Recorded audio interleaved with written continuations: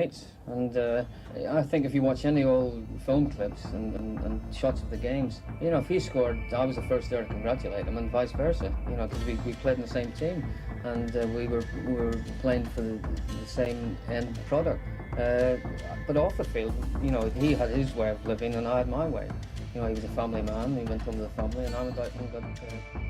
He made me want to retire. That was George Best, speaking about Denis Law. And when you hear those words from one of football's greatest ever players, you understand something profound. You understand that Denis Law, the king of the Stretford end, had a gift so rare that it made other legendary players question whether they belonged on the same pitch. But here is the shock. In his final years, as dementia began to cloud his memories, Denis Law did something remarkable. He sat down and named exactly 5 players he truly respected. Not 10, not 20, 5. He waited until he was 84 years old to reveal this list, and what he chose to remember, what his fading mind refused to forget, tells us everything about what mattered to him. It tells us what greatness actually means. Why these 5? What made them different from all the others? Let me take you through the men who earned the respect of a legend. And the first of these 5 was George Best, a player whose genius was so extraordinary that it exists in a category all of its own. Denis Law and George Best were more than teammates. They were soulmates.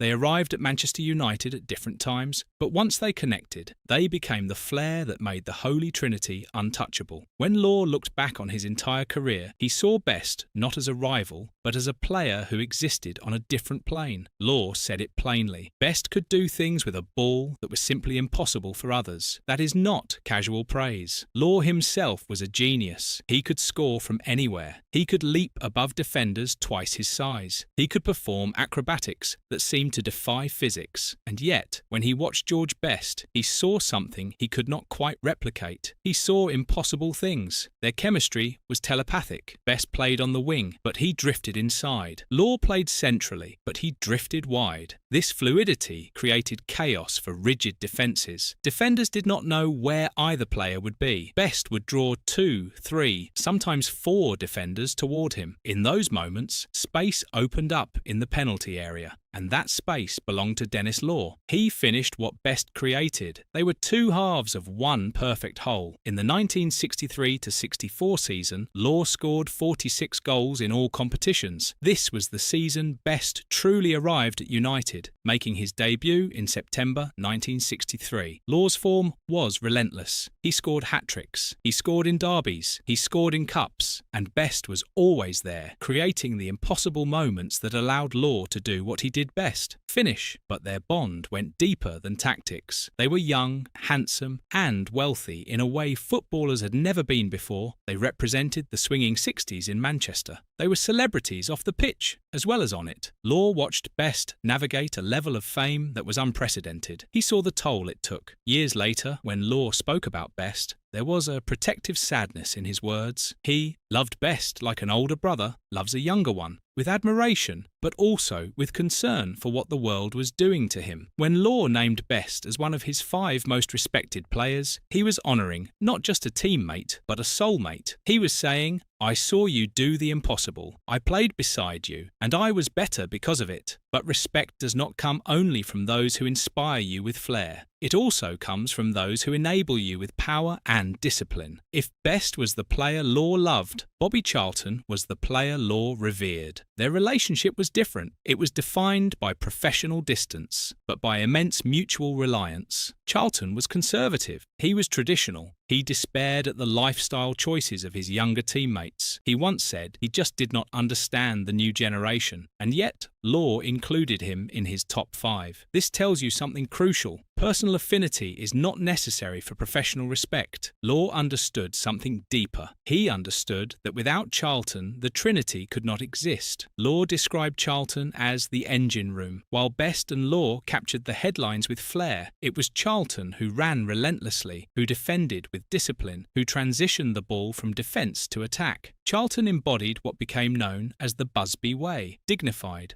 hard-working, ferociously committed to the club. He was the foundation upon which the flair of Best and Law could be built. Tactically, Charlton offered something else. He could shoot from 30 yards with a thunderbolt that defenders had to respect. When Charlton wound up for a shot, defenders stepped out to block it. If the goalkeeper parried the ball, which happened often, given the power Charlton generated, Law was invariably the first to the rebound, the heavy artillery and the sniper. Charlton and Law. This dynamic was the foundation of United's success in the mid-1960s. In 404 appearances for United, Charlton scored 249 goals. He won the Ballon d'Or in 1966. He was a colossus, yet Law's inclusion of him in his final testament was about something else entirely. It was about Law understanding that his individual accolades, his 237 goals, his Ballon d'Or in 1964, were the fruit of collective genius. Without Charlton's discipline and power, Law would never have had the freedom to score as he did. This is the mark of true respect. It is not envy, it is not competition. It is the clarity to see that another player made you better. Law saw that in Charlton, and he never forgot it. Yet respect extends beyond the boundaries of Manchester, beyond the borders of England itself, into the realm of global excellence. Denis Law's respect for Pelé moves his analysis into a global context. Law was not insular. He played in Italy. He played for Scotland against the world's best. He understood where the true bar was set, and for Law, that bar was Pelé. The relationship between these two men is encapsulated in one of the most famous compliments in football history. Pelé once stated that Denis Law was the only British player who could have played for Brazil. Think about what that means. Pelé was not just complimenting a goalscorer, he was saying that Law possessed something rare, technical excellence combined with a style that transcended geography. Unlike the stereotypical British centre-forward of the era, who was often a battering ram, Law was technically exquisite. He had a sublime first touch. He could pass with both feet. He possessed an acrobatic agility that allowed him to score overhead kicks and volleys that looked like they belonged on Copacabana Beach. This was why Pelé saw in him a kindred spirit. Law was incredibly humbled by this praise. In return,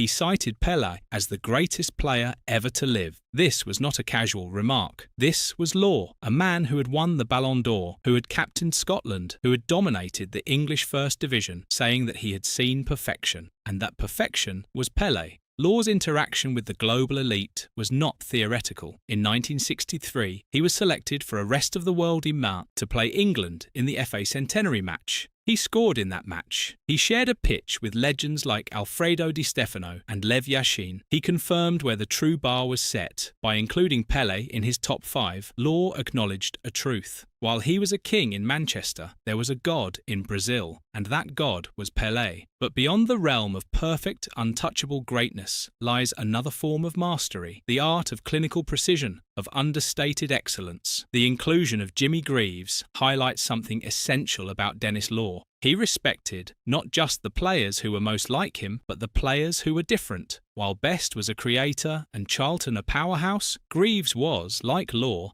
a pure goal scorer, but their methods were strikingly different, and Law's respect came from a desire to learn from what he lacked. Law described Greaves with a sense of kinship. He admired Greaves's clinical nature and relaxed demeanour. Law's own game was high energy. He harassed defenders. He chased lost causes. He scored goals through sheer force of will and reflex. Greaves was the opposite. He was a minimalist. He famously would pass the ball into the net. He rarely blasted it. He would round the goalkeeper with a ghostly calm, as though he had all the time in the world. Law tried to emulate this style. He recognised that Greaves's economy of movement allowed him to be just as effective without the physical toll that Law endured. Greaves was widely considered the greatest natural finisher in English history. For a man whose currency was goals, Greaves was the master craftsman of the trade. In the First Division scoring charts of the 1960s, they were the two most feared names on any team sheet. Greaves scored 44 goals for England. Law scored 30 for Scotland, but his goals per game ratio was higher. Greaves called Law his favourite striker.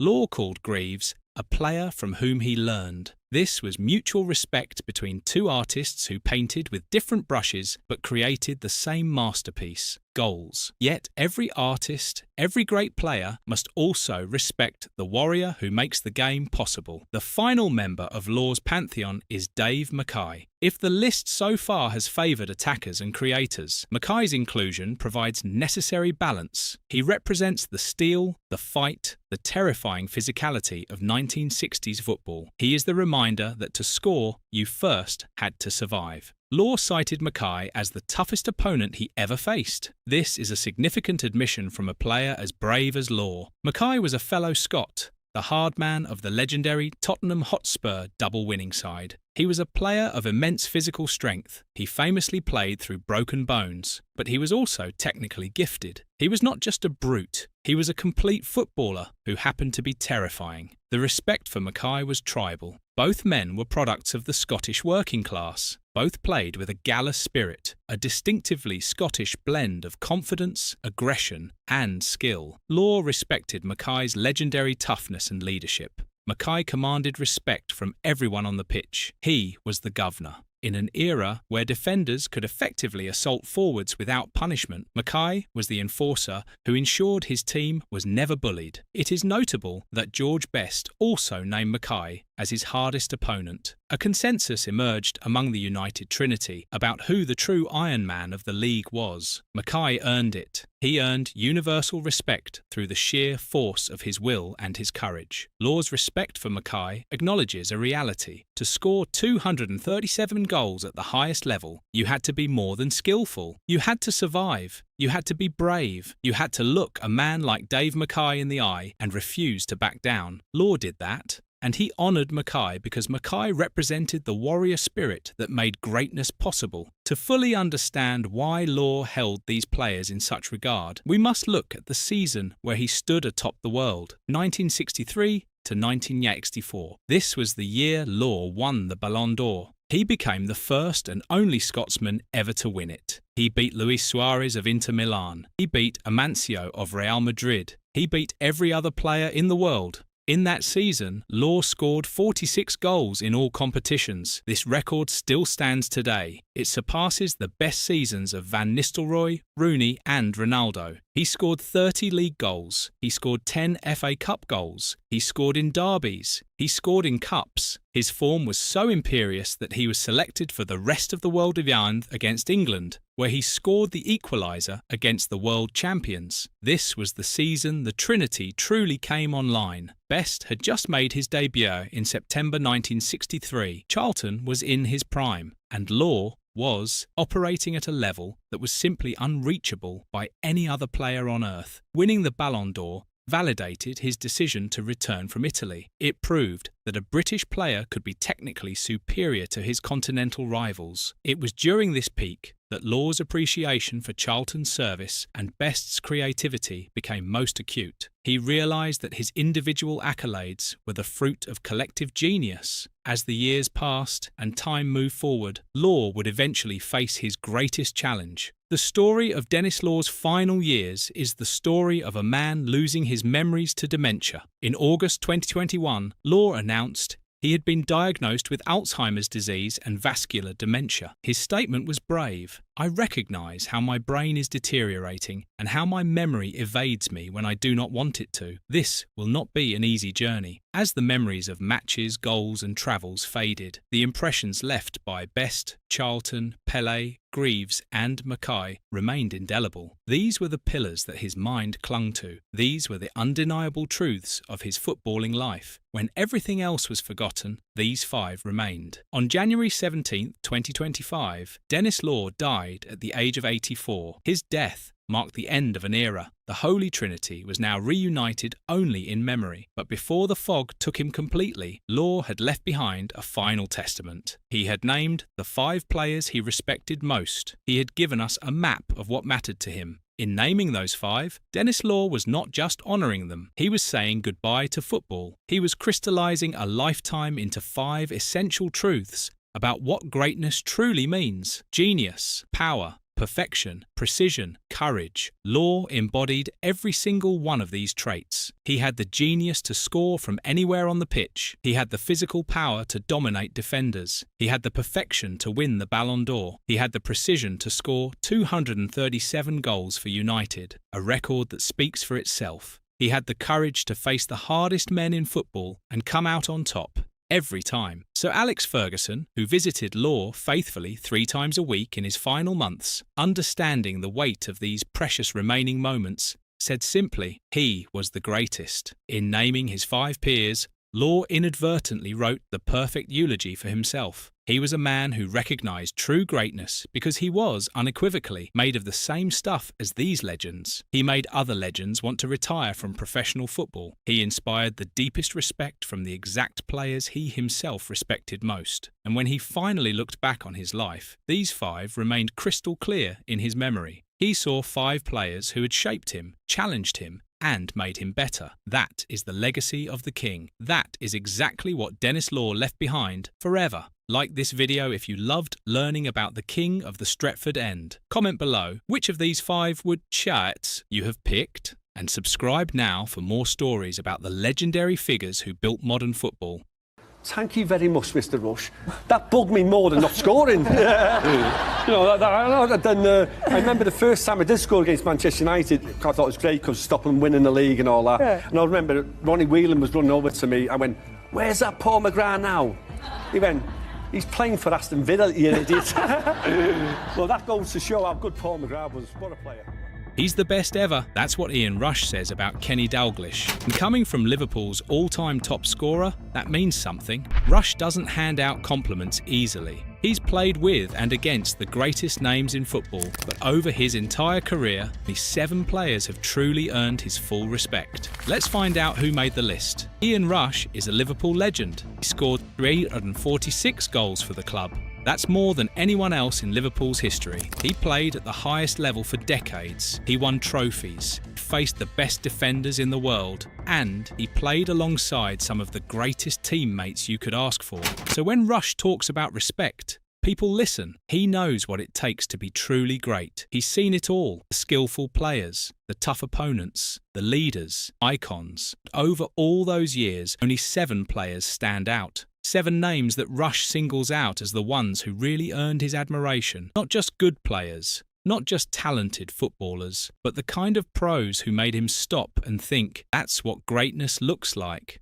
Rush isn't picking his mates. He's not choosing people because they were famous. He's selecting players based on something deeper, something that reveals what he values most in football. Some were his teammates, men he played alongside at Liverpool during the glory years. Others were opponents, defenders who made his life difficult, strikers who set the standard he measured himself against, and one is a modern star who shows that true class never goes out of style. Each player on this list represents something important, a quality that Rush holds dear. By understanding why he respects them, we learn what separates the good from the truly great. First up is Kenny Dalglish. And this is the big one. Rush calls him the best player he ever played with. Not just good, not just great, the best. He even picked Dalglish as the first name on the team sheet in his Dream 11. That tells you everything. Their partnership was legendary. Rush and Dalglish formed one of the most deadly striking combinations in football history. They understood each other perfectly. Rush once joked that their understanding had to be incredible because he couldn't understand a word Dalglish was saying. But that's the point. They didn't need words. Their connection went beyond talking. On the pitch, they just knew. Dalglish would drop deep.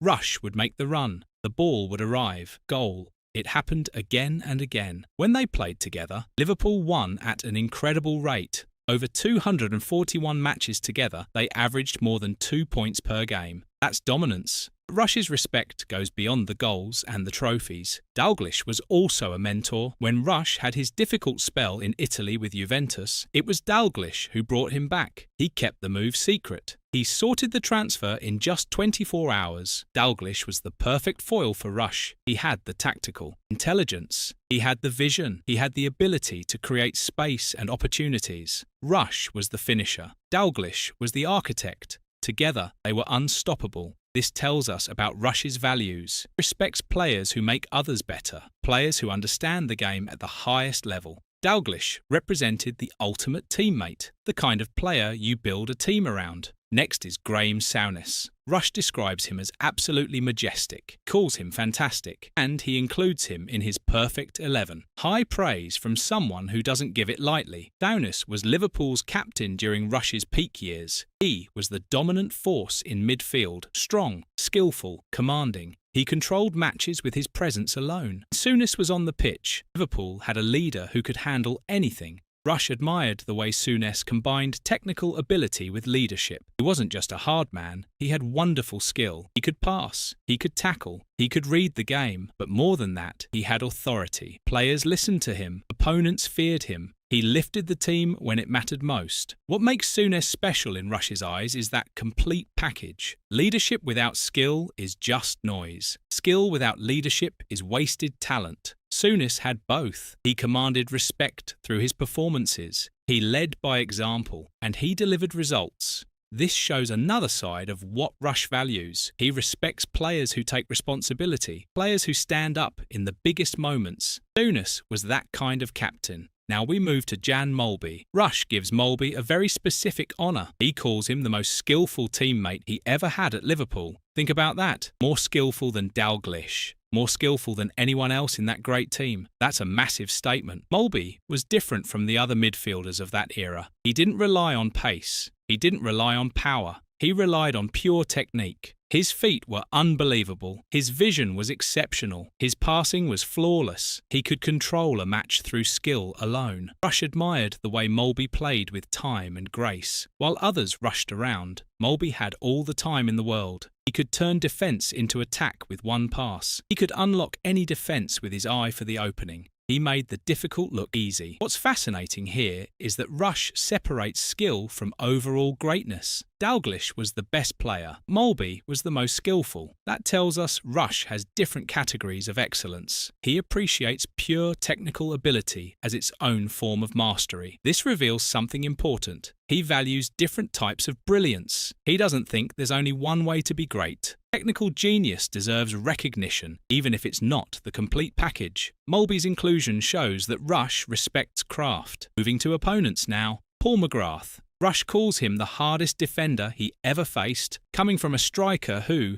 faced everyone. That's quite an admission. McGrath made Rush's life miserable. Rush had a terrible scoring record against Manchester United, and McGrath was the main reason why. He was quick, he was strong, he was great in the air. He could tackle brilliantly. He had all the physical tools you'd want in a centre-back. But what really earned Rush's respect was how McGrath played. He was fair, never resorted to dirty tactics. He never tried to hurt opponents. He beat Rush through skill and positioning, not through fouls. That fairness mattered deeply to Rush. And then there's the psychological side. After every match, McGrath would approach Rush quietly. He'd say, "Thank you very much, Mr. Rush," every single time. That polite, respectful gesture somehow made it worse for Rush. McGrath dominated him on the pitch and showed pure class off it. Rush was so impressed that he picked McGrath for his perfect 11 alongside Franco Baresi, two very different defenders. McGrath was the physical presence. Baresi was the cerebral reader of the game, but both earned Rush's respect through mastery of their craft. What this shows is that Rush values integrity. He respects opponents who beat you fairly. He admires toughness combined with sportsmanship. McGrath could have been dirty, but he didn't need to be. His ability was enough. Now we get to the global icons. Diego Maradona.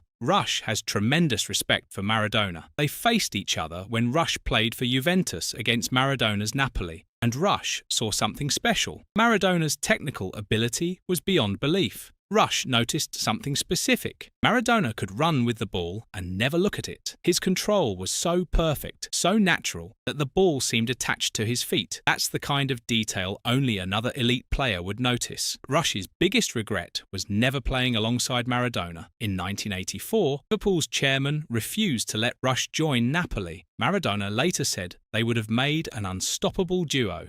Rush agrees. That missed opportunity still bothers him decades later. Here's what really matters though. Rush doesn't just praise Maradona's football, he calls him a gentleman. He calls him a lovely man. Maradona used to send Christmas cards to players from rival teams, one of the greatest players ever, taking time to send cards to opponents. That's class. This is crucial to understanding Rush's criteria. Talent alone isn't enough. You need character. You need to treat people with respect. Maradona had both the genius and the kindness. That combination is what earned Rush's full admiration. Next is Marco van Basten, and this is where Rush shows remarkable humility. He picks Van Basten as the striker in his perfect 11, not himself, Van Basten. Rush says he doubts there's been a better centre-forward. He calls him a genuine superstar. Rush and Van Basten were rivals in Serie A during Rush's season with Juventus. Both scored 8 league goals that year. Rush recognised that Van Basten was operating at a different level overall. Van Basten was the complete striker, clinical, powerful, elegant, everything you'd want in a number 9. For Rush to pick a rival striker as better than himself is extraordinary. Remember,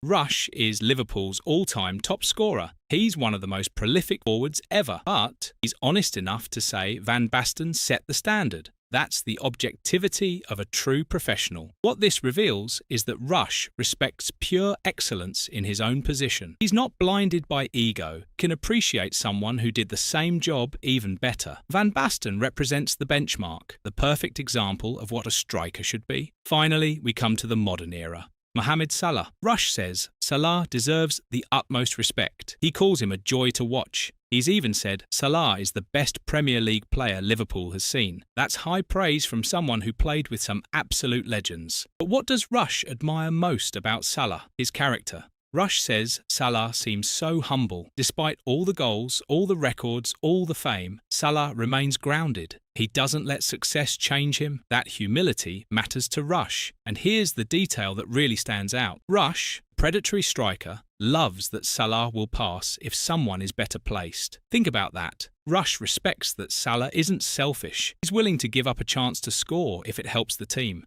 That unselfishness is exactly what Rush values. This shows how Rush's criteria work in the modern game. The sport has changed. Players are faster, fitter, more athletic. But the core values remain the same: humility, team-first mentality, respect for the game. Salah has all of these qualities, also being devastatingly effective. Proves you can be a superstar and still maintain your integrity. You can score goals and still put the team first. You can be famous and still be humble. That's why Rush respects him. So what do all 7 players have in common? It's not just about skill. Yes, they were all brilliant, but plenty of brilliant players don't make Rush's list. There's something deeper connecting them. They all had character. Dalglish was a mentor. Souness was a leader. Mulby was an artist. McGrath was fair. Maradona was kind. Van Basten was the perfect professional. Salah is humble. Every single one combined their talent with integrity. Rush's values become clear when you look at the full list. He respects 3 main things. First, integrity and character. This is shown by Maradona's gentlemanly nature, Salah's humility, and McGrath's fairness. Rush needs to see that greatness comes with decency. Second, leadership and impact. Dalglish and Souness represent this perfectly. They weren't just talented, they made their teams better. They won matches through their presence and understanding. Third, pure technical mastery. Mulby and Van Basten show this. Each was the absolute best at their specific skill. His technique was unmatched. Van Basten's striking was perfect. What's interesting is how these categories overlap. McGrath was tough, fair. Maradona was genius but kind. Salah is clinical but unselfish. Individual brilliance serving the team. The 7 players form a blueprint for what greatness actually means. It's not enough to score goals. It's not enough to win tackles. You need to do it the right way, with respect, fairness, with humility. Each player represents a different path to earning Rush's admiration, but they all share that core foundation. They were brilliant at what they did, and they were decent people while doing it. Think about what this means for today's players. Rush's list shows what actually matters in the long run. People remember how you treated others. They remember whether you were fair. They remember if you stayed humble. You can have all the talent in the world, but if you don't have character, you won't earn lasting respect. Rush played with and against hundreds of top players. Only 7 made this list. That's how rare it is to combine excellence with integrity. The 7 players also show that greatness comes in different forms. Souness led through strength. Mulby created through skill. McGrath defended through fairness. Each found their own way to be exceptional. And that's the real lesson. Don't have to be like anyone else. You just have to be excellent at what you do while staying true to who you are. That's what Rush recognised in these 7. Ian Rush doesn't give respect easily. He's seen too much. He's played at too high a level. So when he singles out 7 players as the ones who earned his admiration, really means something. These aren't just names on a list. They're examples of what football should be, all combined with character. Talent matched with decency. Each one showed Rush what was possible when you refuse to compromise your values. Today's players can learn from this. 7 players prove that how you achieve something matters just as much as what you achieve. Rush's standards are incredibly high, but they're also incredibly clear. Be brilliant at your job. Treat people with respect. Stay humble. Stay fair. Lead when needed. Master your craft. That's what these 7 did. That's why Rush remembers them. That's why their names still matter decades later. They didn't just play football, they showed what greatness really looks like, not just in goals or tackles or trophies, but in grace, character and dignity. I had my moments in my younger days, before the back started to play up, but in the younger days I made a few batsmen hop around. OK, by the time you finished, of course, you were down to, what was it, gentle medium, I think? Around about Graham Swan's pace, yeah. All right, now, looking back at those heady days some 30-odd years ago, who was the one you admired most, and was there one you feared most? He made me want to retire. That is what Ian Botham said. And when he speaks, you listen. At 70, Botham did not just name old mates. He gave us his personal Mount Rushmore of football. And every name says something deeper about the man himself. 5 footballers, 5 virtues, 1 legend making sense of a game he nearly chose over cricket. First up is Kevin Keegan. Now, people call them teammates. That needs explaining. Keegan left Scunthorpe United in 1971. Botham arrived in 1980. They never shared a league pitch for the club, but they shared something bigger. They were brothers of Scunthorpe. The town produced 3 England captains. Keegan in football, Ray Clements in football, Botham in cricket. That is a bond you cannot break. It is a shared history that runs deeper than any team sheet. Both men knew what it meant to come from nowhere, to be underestimated, to prove doubters wrong through sheer force of will. They did play together though. Testimonials, benefit matches, exhibition games. When Keegan returned to the old showground, Botham was there, and in those moments, Beefy saw what made Keegan special. It was not skill, it was not flair. It was the engine, the relentless work rate that turned a decent player into a 2-time Ballon d'Or winner. Keegan never stopped running. He chased lost causes. He pressed defenders when others walked. He made himself great through pure effort. Botham understood that. As a cricketer, Beefy carried impossible loads. Bowl 20 overs, bat for hours, field in the slips. The all-rounder life is exhausting. Keegan lived that same life on a football pitch, full throttle from first whistle to last. There were more talented players in that era, more skillful, more naturally gifted. But nobody worked harder than Keegan. Nobody wanted it more. That is what separated him from the rest. That is what made him a champion twice over. They also shared the weight of fame. In the 1980s, Botham and Keegan were the faces of British sport. Keegan had his Brute aftershave ads. Botham had his cereal boxes. Keegan was on Question of Sport. Botham was in the tabloids daily. They were the first modern British sportsmen to truly cash in on celebrity, and with that came pressure. The nation expected miracles. Week after week, match after match. That bond,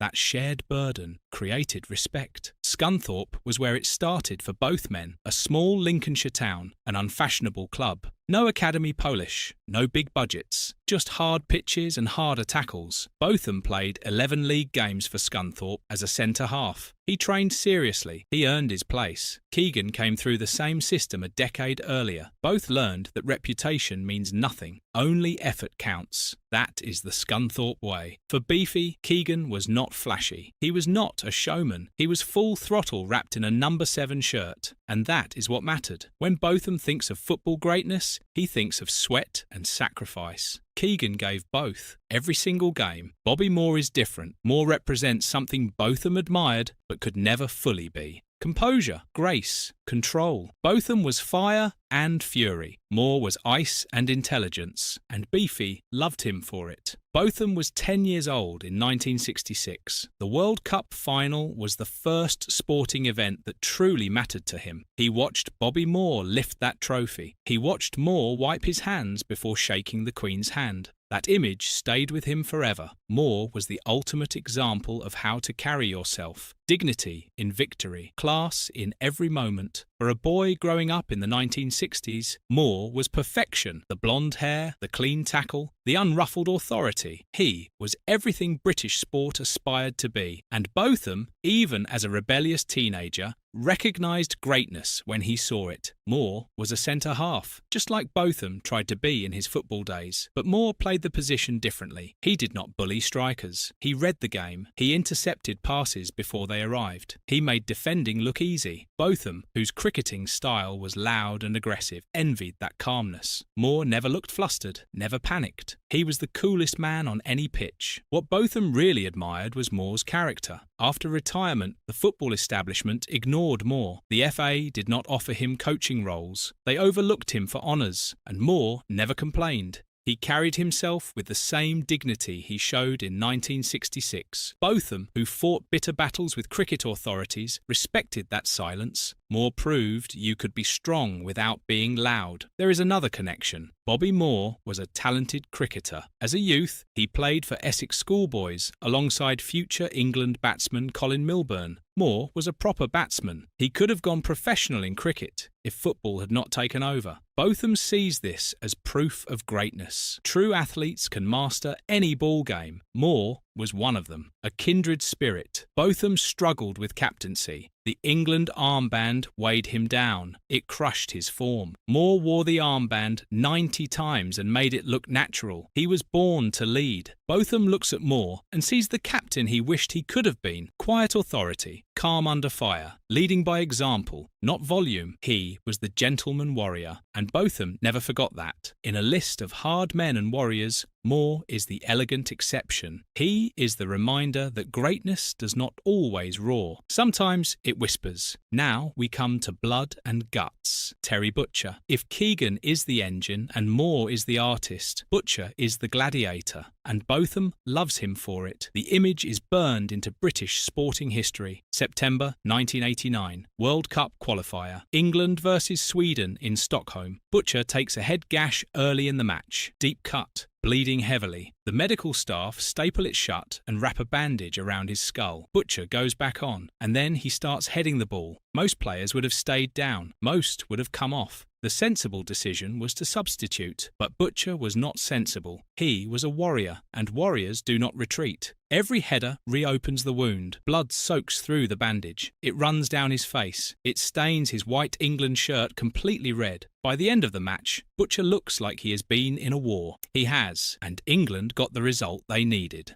That is what Botham respects. Service to the country, playing through pain, refusing to come off. Botham lived that same ethos. He bowled with broken toes. He batted with a bad back. He walked thousands of charity miles on reconstructed knees. The modern game frustrates him. Players rest for minor knocks. They manage workloads. They prioritise longevity. Butcher represents the old school. You only leave the field on a stretcher. Anything less is weakness. Botham played centre-half at Scunthorpe and Yeovil. He understands what Butcher did for a living. The centre-half in the 1980s was an enforcer. Your job was simple. Dominate the striker physically. Win the aerial battles. Intimidate. Butcher was a master. At 6 feet 4 inches, he was a giant. He used every inch. Botham, at 6 feet 2, tried to do the same in his football days. He respected the craft. Butcher's leadership was not tactical. He was not shouting instructions or organising defensive lines. His leadership was inspirational. By refusing to come off, he shamed his teammates into matching his effort. Botham used the same method. His 1981 Headingley innings was not just brilliant batting, it was a message to his teammates. If I can do this, you have no excuses. Blood, bandages, and bravery. That is how Butcher earned Botham's salute. He was the warrior who proved that sport is still, at its core, about physical courage, about enduring pain for the badge, about showing your teammates what sacrifice looks like. Botham understands that language. He speaks it fluently. Alan Shearer is the most modern name on this list, and he is Botham's closest friend among the five. Shearer represents loyalty, And in a world of mercenaries, that matters. Botham lives in the northeast. He ended his cricket career at Durham. He became chairman of the club. He absorbed the culture of the region. And in the northeast, Alan Shearer is not just a footballer. He is a god, the Geordie god. Botham understands why. In 1996, Shearer had a choice. Manchester United wanted him. Guaranteed trophies, guaranteed glory. Or Newcastle United, his boyhood club, the team he supported as a child. Shearer chose Newcastle. He turned down Alex Ferguson. He turned down certain success. He went home, and Botham loved him for it. It was the hardest decision of Shearer's career. Everyone told him he was mad. Pundits laughed. Experts questioned his ambition. But Shearer knew what mattered. Some things are bigger than medals.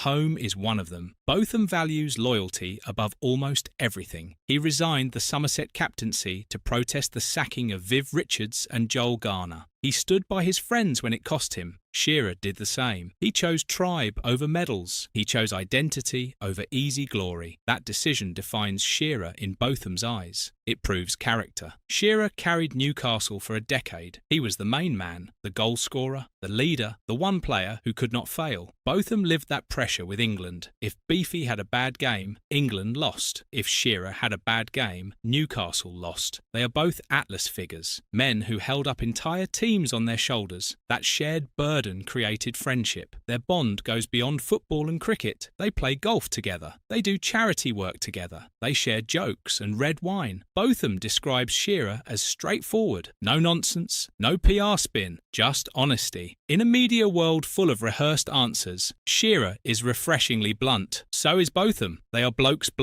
men who enjoy simple pleasures and straight conversations. Shearer's playing style matched his personality. Strong, direct, good in the air, lethal finisher. No diving, no tricks, no step-overs, just effective, powerful football. Botham respects that purity. Shearer came back from career-threatening knee injuries to win Golden Boots. His body was broken, but his will was not. Botham, whose own body was a patchwork of injuries by the end, sees a mirror image. Botham did not just like Shearer, he trusted him. And for Beefy, trust is earned through loyalty and honesty. Shearer gave both. That is why he made the list. The final name is Kenny Dalglish. He is Scottish, but greatness has no borders. Dalglish represents intelligence and dignity. Two things, Botham prizes above raw talent. Botham's prime years, 1977 to 1987, matched perfectly with Liverpool's dominance. Dalglish was the face of that dynasty. King Kenny, while Botham ruled cricket, Dalglish ruled football. They were the twin monarchs of British sport. Two kings on the back pages every week. Dalglish was different from the others. Keegan ran, Butcher fought, Shearer powered through, Dalglish thought. He saw passes that others missed. He created space where none existed. He controlled games with his brain, not just his feet. Botham, often painted as a brute force cricketer, was actually highly intelligent. He outthought batsmen as his pace dropped. He recognises genius when he sees it. Dalglish was a grand master. But it is not just football intelligence that Botham admires. It is human intelligence, dignity, character, and that comes down to Hillsborough. In 1989, 97 Liverpool fans died in a stadium disaster. Dalglish, as manager, attended nearly every funeral. He comforted grieving families. He held the club together during its darkest hour. He did it quietly. No cameras, no publicity, just humanity. Botham knows the emotional toll of tragedy. His charity walks for leukemia research have raised tens of millions. He has met dying children. He has walked with survivors. He understands that true greatness requires contribution beyond the sport. Dalglish proved that. He was not just a footballer. He was a man of substance, a man who showed up when it mattered most. Dalglish's career achievements are staggering. Titles with Celtic, titles with Liverpool, manager success, player-manager success. But Botham does not focus on the medals. He focuses on the conduct, the grace under unimaginable pressure, the refusal to abandon people when they needed him. That is why Dalglish made the list. In Kenny, Botham saw genius with humility. And that is rare. Most great athletes are selfish. They have to be. Dalglish was great and generous. He gave everything on the pitch and then gave more off it. For Botham, that is the definition of a complete sportsman. 5 men, 5 virtues. Together, they create the perfect footballer in Ian Botham's mind. Keegan's engine, Moore's class, Butcher's courage, Shearer's loyalty, Dalglish's brain. Each one represents a piece of Botham's own soul. Each one embodies something he valued in his cricketing life. Botham never saw himself as a football great. He played 17 games for Yeovil Town. He played 11 games for Scunthorpe United. He was a good footballer, maybe even very good, but he was not these 5 men. And he knows it. His respect is the respect of the talented amateur for the consummate professional. It is honest. It is earned. What binds these 5 together is era. They all played in the 1970s and 1980s, the era of muddy pitches and heavy leather balls, the era before sports science and squad rotation, the era when men played through pain and shook hands after battles. Botham is mourning that era. He is saying goodbye to a type of footballer that no longer exists. None of these 5 were known for diving. None faked injuries. None relied on PR teams to shape their image. They were men of substance. They bought rounds at the bar. They played on frozen pitches in December. They gave firm handshakes. They represented values that Botham fears are disappearing from modern sport. This list is not just about football, it is about character.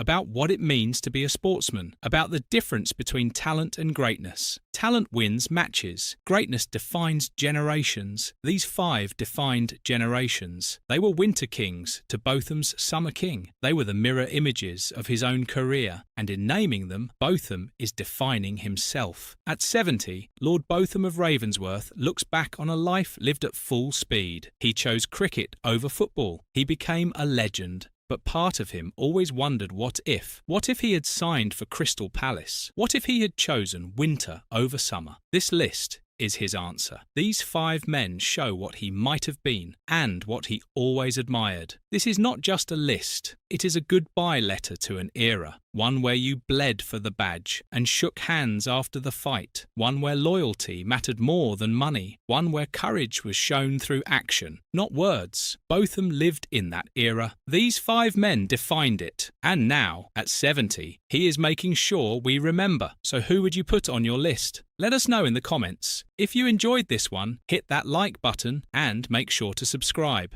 We have got plenty more stories about legends like these. From Keegan to Kenny, this was Botham's 5. Proper blokes, proper football. Particularly because it was a very non-Liverpool game, air goal. We have this view of Liverpool as this pass the ball around and create a chance. This was a long punt out from Ray Clements, a flick on from John Toshak, and I'd run off the wing diagonally and put it in with the next touch. Into acres of empty space for Highway, and Highway a brilliant cross back.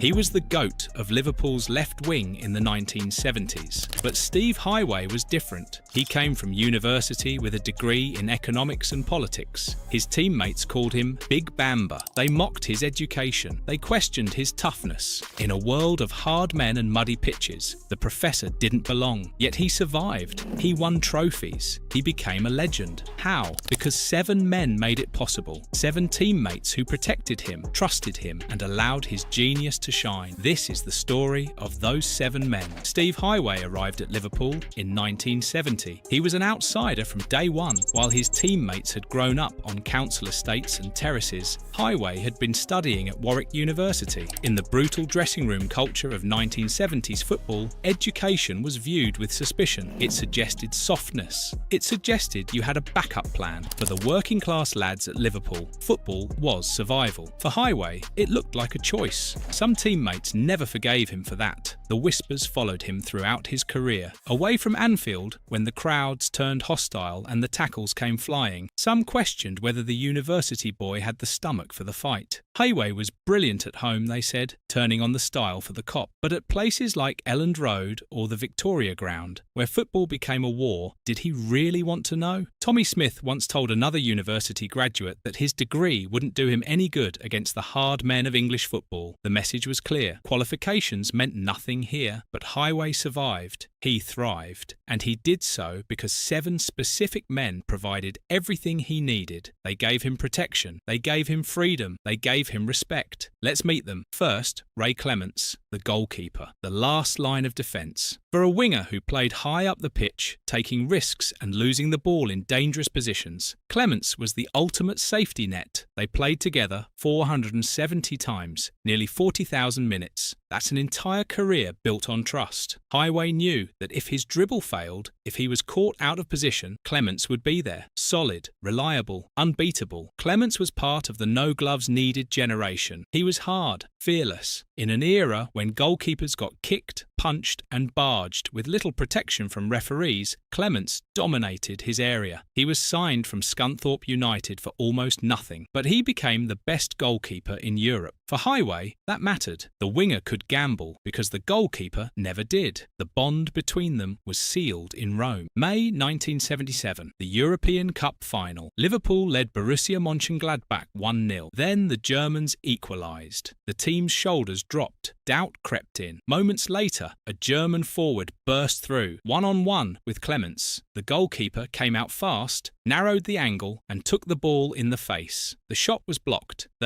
Danger cleared. Highway watched from midfield. That save kept Liverpool alive. Minutes later, they scored again. They won the cup. Clemence had provided the platform. Highway respected that. Goals scored are valuable, but goals saved at the right moment are priceless. Clemence also started attacks. His long clearances upfield were the beginning of many Liverpool goals. In the 1974 FA Cup final, it was a long clearance from Clemence that John Toshak flicked on for Highway to score. That direct route became a deadly weapon. Clemence to Toshak to Highway, 3 touches, 1 goal, simple, effective, devastating. Next, Emlyn Hughes, the captain, Crazy Horse. He got the nickname after making an illegal rugby tackle on a Newcastle winger early in his career. It stuck because it fit. Hughes was all energy, all enthusiasm, all heart. He played left back and left midfield, operating in Highway's tactical zone. They played for 132 matches together, side by side on the left flank. Hughes overlapped when Highway had the ball. He covered when Highway drifted inside. They were opposites as people. Hughes loved the spotlight. He was a television personality, loud and charismatic. Highway was quiet, private, intellectual. But on the pitch, they clicked. Hughes gave Highway the freedom to roam. When the winger pushed forward, Hughes filled the space behind. When Highway was isolated, Hughes arrived with energy and support. The partnership was built on work rate. Hughes never stopped running. He never stopped fighting, and that mattered to Highway. The professor knew he wasn't the most physical player. He needed someone to do the dirty work. Hughes did it gladly. Their respect endured beyond football. When Hughes died in 2004, Highway was among the legends who travelled to Sheffield for the funeral. They were delayed by traffic, but arrived determined to pay tribute. That journey said everything. Highway and Hughes had been teammates for over a decade. They had won titles, cups, and European glory together. Crazy Horse had been the engine. The professor had been the brain. Together, they were unstoppable. Then there was Ian Callaghan, the record holder, the gentleman, the one who played 857 times for Liverpool across 3 decades. Highway and Callaghan shared the pitch for 359 matches. That number represents stability, consistency, trust. Callaghan had been at Liverpool since 1960. He was there when the club was in the 2nd division. He was still there when they conquered Europe. He was the institutional memory of the club, and he was the benchmark for professionalism. Callaghan was booked only once in his entire career, just once. In a sport defined by aggression and confrontation, he remained calm, fair, and disciplined. For Highway, who disliked the brutal dogfights of away games, Callaghan represented a different kind of football, a football based on skill, movement, and intelligence. Callaghan had started as a winger himself in the 1960s. By the 1970s, he had moved into central midfield. He understood Highway's role. He knew what the winger needed: space, time, service. Callaghan provided all three. He recycled possession in midfield. He kept the ball moving. He fed the wide players. His work rate was incredible. His fitness was legendary. And his longevity inspired Highway, who had joined football late after university. If Callaghan could play at the top level for 2 decades, maybe Highway could too. The respect was mutual. The partnership was vital. Without Callaghan's engine in midfield, Highway's creativity would have been wasted. Now we come to Tommy Smith, the Anfield Iron, the enforcer, the hardest man in English football. Smith was everything Highway wasn't. He was local, working class, Catholic, and built on violence. He mocked Highway for his degree. He called him Big Bamba. He told other university graduates that their qualifications were useless. Smith viewed football as a battle. Education was for people who couldn't fight. Yet Highway respected Smith deeply. Why? Because Smith protected him. On the pitch, Smith was the winger's shield. When opposition defenders kicked Highway, Smith retaliated. When the game turned ugly, Smith thrived. Highway knew he couldn't survive the dogfights alone. He needed someone to fight his battles. Smith did exactly that. The mockery was just banter. The protection was real. Their relationship reached its peak in Rome, the 1977 European Cup final. 57th minute, Liverpool won a corner on the left. Highway stood over the ball. The plan was simple: float it to the near post. Smith would flick it on for Kevin Keegan, but Highway changed the plan. He delivered a towering ball, high and perfect. Smith powered through the box and met it with a thunderous header. Goal, 2-1 to Liverpool. Smith's first goal of the season, his final goal for the club, the perfect ending. Smith later said Highway drove the ball in and he just went for goal. That moment captured their relationship perfectly. The professor provided the geometry, the iron provided the force. The class divide disappeared. The mockery faded. All that remained was shared glory. They were European champions together. Both men even played in America later. Smith went to Tampa Bay and Los Angeles. Highway joined Minnesota Kicks. Away from Anfield, away from the pressure, their relationship softened. The Big Bamba jokes became fond memories. The respect deepened. Fifth, Kevin Keegan, the superstar, the Ballon d'Or winner, the man with the perm and the white boots. Keegan was the first pop star footballer at Liverpool. He was fast, fearless and tireless. He and John Toshak formed the most famous partnership in the club's history. But Highway was the third vertex of that triangle. He created the chaos. Keegan finished it. In the 1974 FA Cup final against Newcastle, Highway scored 1 goal and set up the others. He tore the opposition apart. Keegan scored twice. The partnership was telepathic, but it required sacrifice. Highway often played a roving role in big European games. His job was to drift around, pull defenders out of position, and take people off Keegan. Highway later said he enjoyed those games. He enjoyed creating space for the superstar. That's egoless football. That's team-first thinking. Keegan respected Highway for that sacrifice. The winger could have chased personal glory. He could have demanded more goals and assists. Instead, he did what the team needed. He drew defenders away. He created overloads. He made Keegan shine. In Rome, when Keegan was brought down for the penalty that sealed the win, it came after a long, lung-busting run. Highway admired that work rate. Keegan's white boots covered more ground than anyone else. Style with substance. That's what Highway respected. Next, Phil Thompson, the local lad, the fan who became captain. Thompson grew up in Kirkby and stood on the Kop as a boy. He lived the dream. He captained Liverpool to European glory. Highway respected Thompson's tactical intelligence. Unlike the old-school stoppers, Thompson was a ball-playing centre-back. He read the game. He started attacks from deep. He understood space and movement. Thompson once claimed that Liverpool, not the Dutch, invented total football. Highway agreed. They shared a vision of football based on passing, movement and intelligence. That connected them. Thompson was also the coach who pushed youngsters hard to see if they were tough enough. Highway, despite his academic background, respected that approach. He knew professional football required mental and physical toughness. Thompson demanded it. Highway appreciated it. Their relationship extended into the 1990s and 2000s. Highway returned as academy director. Thompson eventually became assistant manager under Gerard Houllier. There was friction during those years. Highway clashed with managers over youth development, but Thompson understood. They shared history. They shared values. Even when they disagreed, the respect remained. They both believed in the Liverpool way. They both wanted to protect it. Finally, Phil Neal, the silent one, the consistent one, the most decorated player in Liverpool's history. Neil played right back, on the opposite flank to Highway. They played 232 games together. Neil was ice cool, reliable, unshakable. He played 417 consecutive games for Liverpool. That's a record of durability and consistency that Highway, who suffered injuries later in his career, deeply admired. Neil was the penalty taker. That role requires immense mental strength. In Rome, with the score 2-1 and minutes remaining, Liverpool won a penalty. Neil stepped up, no hesitation, no nerves. He scored. 3-1, European champions. Highway watched from the pitch. That penalty was classic Neil, calm under pressure, never let the side down. The squad nicknamed him Zico as a joke about his scoring record despite being a defender. But beneath the humour was genuine respect. Neil was the steady presence that allowed flair players like Highway to take risks. Neil also attended Emlyn Hughes' funeral alongside Highway. They were part of the same generation, the men who built the dynasty, the men who won everything. Years later, retired and grey, they still honoured each other. That's respect. So there you have them, 7 men. Clements gave Highway safety, Hughes gave him energy, Callaghan gave him longevity, Smith gave him protection, Keegan gave him purpose, Thompson gave him intelligence, Neil gave him consistency. Together, they allowed the university graduate to survive and thrive in a working-class sport. Highway was never one of the lads in the traditional sense. He didn't drink heavily, he didn't chase fame, he had no statue, no chant, but these 7 men treated him like he belonged. They understood his value, they knew he made them better, and he knew they made him possible. The 7 formed a protective circle around Highway. They created the conditions for genius to flourish. In training, they pushed him. In matches, they covered for him. In the dressing room, they defended him when others questioned his commitment. That loyalty was earned through performance. Highway delivered when it mattered. His crosses found their targets. His goals won trophies. His intelligence unlocked defences. The 7 recognised quality when they saw it. This dynamic reveals something profound about elite sport. Success isn't built on similarity, it's built on complementary strengths. Highway brought creativity and precision. The 7 brought everything else: protection, energy, consistency, intelligence, and ruthlessness. Together, they formed something greater than the sum of their parts. Years later, as academy director, Highway tried to recreate that spirit. He wanted local lads with grit like Smith, dynamic captains like Hughes, superstars like Keegan. He produced Steven Gerrard, Jamie Carragher, and Robbie Fowler. He passed on the DNA of the 1970s team. When modern managers ignored his academy graduates, Highway viewed it as betrayal. The Liverpool way was being forgotten, but the legacy of those 7 men lives on. True legends don't need statues or chants. They need respect. They need loyalty. They need trust. Steve Highway had all 3, not from everyone, but from the 7 who mattered most, the 7 who made him great, the 7 who proved that football, at its best, is about more than talent. It's about the people who protect you, support you, and believe in you, even when you're different, even when you don't fit in. That's the definition of professional love. That's the Liverpool way. And that's why Steve Highway will always be remembered. If you enjoyed this deep dive into one of Liverpool's most unique legends, hit that like button and subscribe for more football stories that matter.